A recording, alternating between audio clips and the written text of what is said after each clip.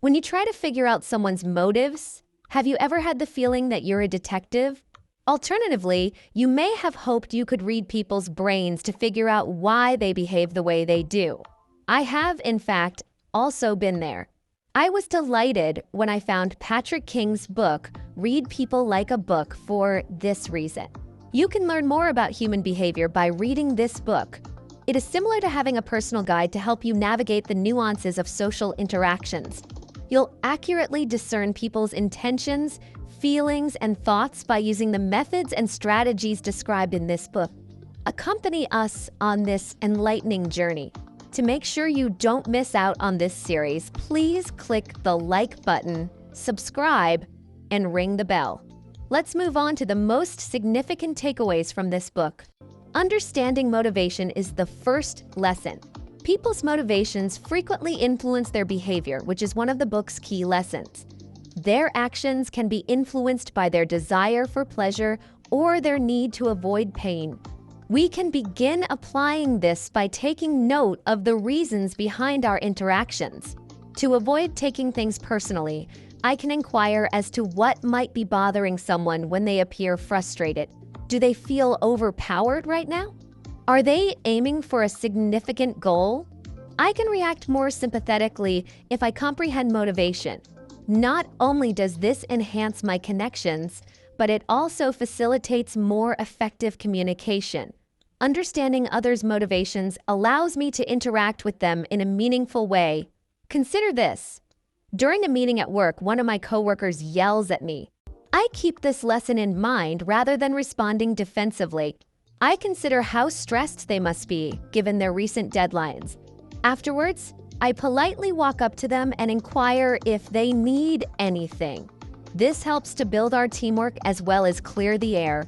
Let's examine the second crucial lesson, which is the significance of nonverbal communication. Understanding others is greatly influenced by nonverbal cues like body language and facial expressions, which is another important lesson learned from the book. Our motions and facial expressions convey much more than words when it comes to communication. I can start observing others' body language more intently to make this work for me. For instance, I would question whether someone is feeling defensive or walled off if they cross their arms throughout my conversation. This aids in my strategy adjustment. I may respond more correctly and strengthen my relationships by being aware of nonverbal signs. I can handle conversations more skillfully and establish rapport and trust more easily when I can tell when someone is open or walled off. Envision myself conversing with a friend who appears preoccupied. They appear to be fidgeting and have wandering eyes. Rather than arguing my position, I chose to halt and inquire as to whether everything was all right. This can start a deeper discourse by demonstrating that I'm aware of their feelings and pay attention to them. Personality insights are the focus of the third important lesson. One of the book's most important lessons is that knowing the many types of personalities can greatly improve our relationships with other people. We may adjust how we connect with others to get better results by identifying qualities in both ourselves and them.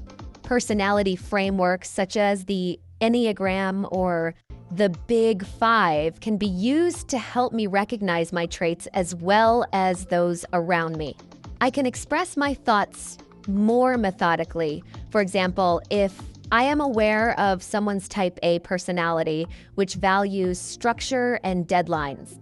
The advantage is that recognizing personality types helps me avoid misunderstandings and communicate more effectively. Additionally, it fosters an appreciation for different viewpoints, which facilitates cooperation and mutual support. Suppose I am working on a collaborative project and one of the participants is more detail-oriented than the other and prefers to think in broad strokes. Taking these distinctions into account, I may recommend splitting up the work such that the critical thinker concentrates on the overall plan and the detail-oriented individual tackles the minutiae. This improves workflow by utilizing everyone's strengths. Let's go on to the next important lesson, which is on lie detection methods. Acquiring the skill of spotting falsehoods is another important lesson from the book. We can negotiate difficult situations and improve our ability to judge what other people are saying if we are aware of conversational dynamics and telltale signals of dishonesty. I can concentrate on particular clues, including discrepancies in an individual's narrative or alterations in their nonverbal signs, to enhance my ability to identify lies. One may want to probe a little further if the other person is apprehensive or breaks eye contact when responding to a question. Developing my ability to recognize dishonesty will help me guard against manipulation and cultivate more truthful connections, which is the key advantage of this strategy. People feel more inclined to be honest, which promotes an atmosphere where open communication is respected. Imagine the following scenario. I'm talking to a friend about a recent purchase, and they abruptly change the topic. They are tense and restless, I note. Rather than making snap judgments, I kindly remark, I noticed you seem a bit uncomfortable talking about it. Is everything all right?